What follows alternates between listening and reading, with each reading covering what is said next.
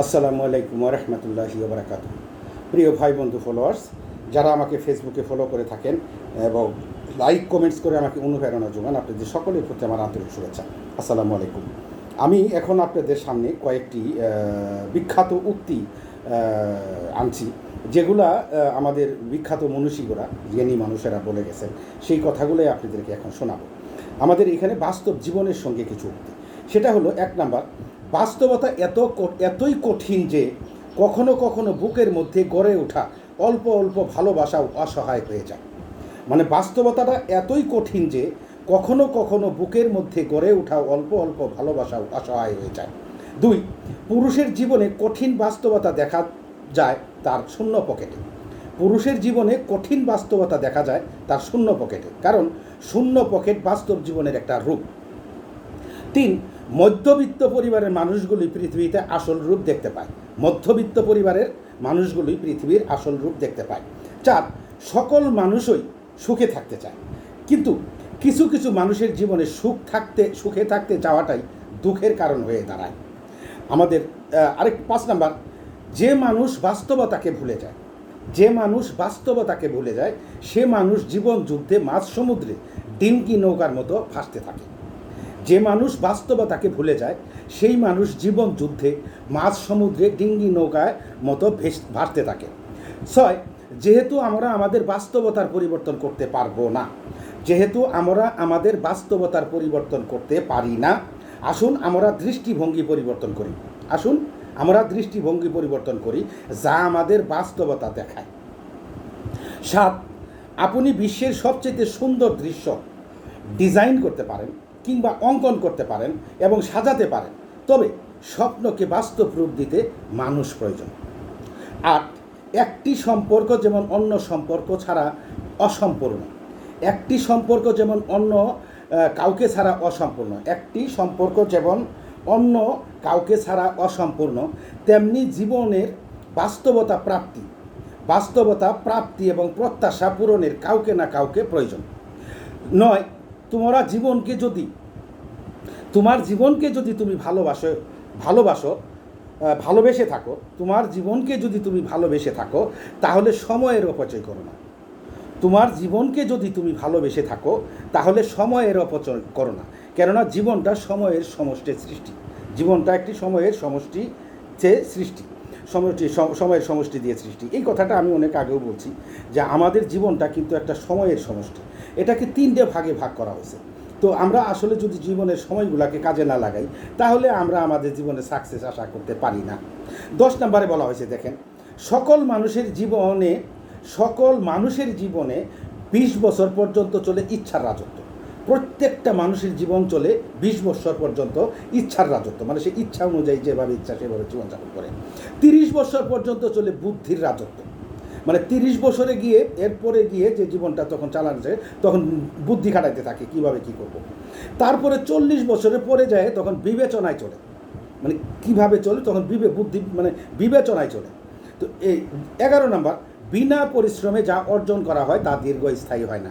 এটা আমরা নিজেরা জানি যে কখনো যদি বিনা পরিশ্রমে কোনো কিছু আমরা উপার্জন করি সেটা কখনোই দীর্ঘস্থায়ী হবে না।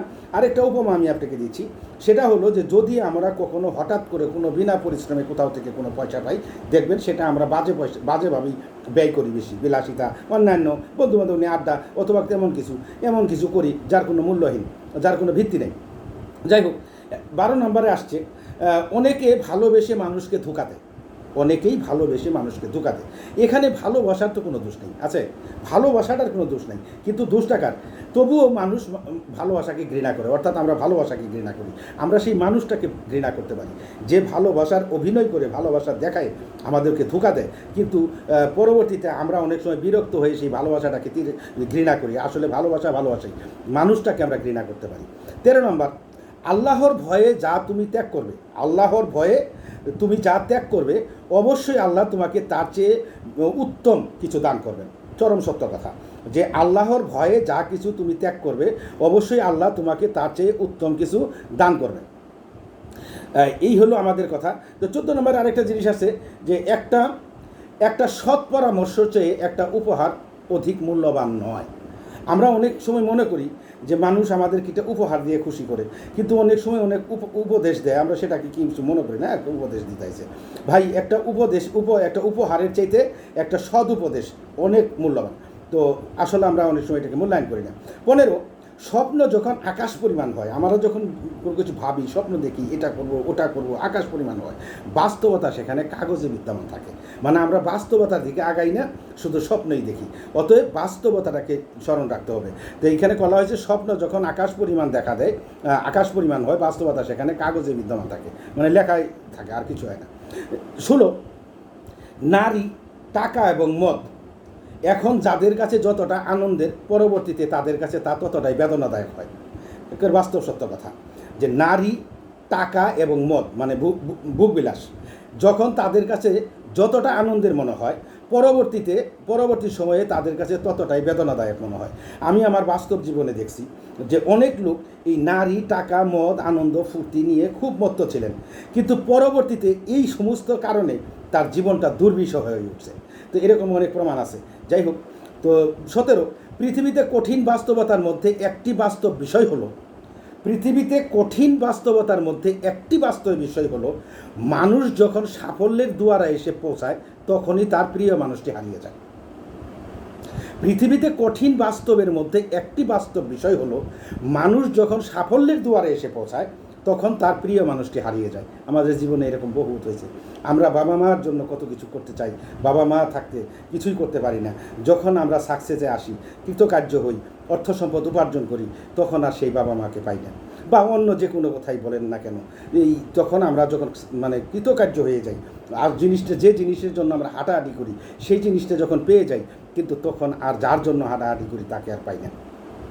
18 নম্বর, বাস্তবতা আমাদেরকে অনেক কল্পনা ছুড়ে দেয়। বাস্তবতা আমাদেরকে অনেক কল্পনায় ছুড়ে দেয়। হ্যাঁ, আচ্ছা। 19 নম্বর, আপনি বাস্তবতার সাথে মানিয়ে নিতে শিখুন, নয়তো বাস্তবতা আপনার সাথে মিশে যাবে, যা আপনার কষ্টের কারণ হতে পারে। আপনি বাস্তবতাকে মানিয়ে নিতে শিখুন, নয়তো বাস্তবতা আপনার সাথে মিশে যাবে, যা আপনার কষ্টের কারণ হয়ে যাবে। আসলে আমরা অনেক সময় বাস্তবতা নিয়ে ভাবি না, শুধু নিজেদের খামখেয়ালি নিয়ে চিন্তা করি। 20 নম্বর, যে মানুষ ভুল করে না বাস্তবে সে কিছুই করে না। যে মানুষ ভুল করে না বাস্তবে আসলে সে কিছুই করে না, কারণ যে বাস্তবে কিছু করে সে ভুলের সম্মুখীন হবেই, তার ভুল হবেই। যেটাই হোক বা সেটা যাই হোক, কম আর বেশি। আমরা অনেক সময় বলি যে তোর কাছে ভুল হয় কেন, তুই এত ভুল করস কেন রে। আর যে বসে থাকে ওরা কিন্তু কোনো ভুলের কথা বলি না। মূল কথা হলো যে মানুষ ভুল করে আসলে বাস্তবতা সে কিছু করে, আর যে কিছুই করে না তার কোনো ভুল নাই। ততএব আল্লাহ তাআলা আমাদেরকে বুঝ দান করুক, আর আমরা বাস্তবতাকে চিন্তা করি। আমরা খামখেয়ালি কথা বলি না, মন গড়া কথা বলি না। আমাদের অনেকের দেখা যায় ধর্মীয় জ্ঞান নাই, অযথা ফালতু বেচাল পারি, এটা করে নাই, আল্লাহ ওইটা আসে নাই, হাদিসে এটা করে নাই, হাদিসে ওইটা আসে নাই, ফালতু কথা বলি, মানে জ্ঞানই নাই। তো আল্লাহ আমাদেরকে বুঝ দান করুক। আসসালামু আলাইকুম ওয়া রাহমাতুল্লাহি ওয়া বারাকাতুহু।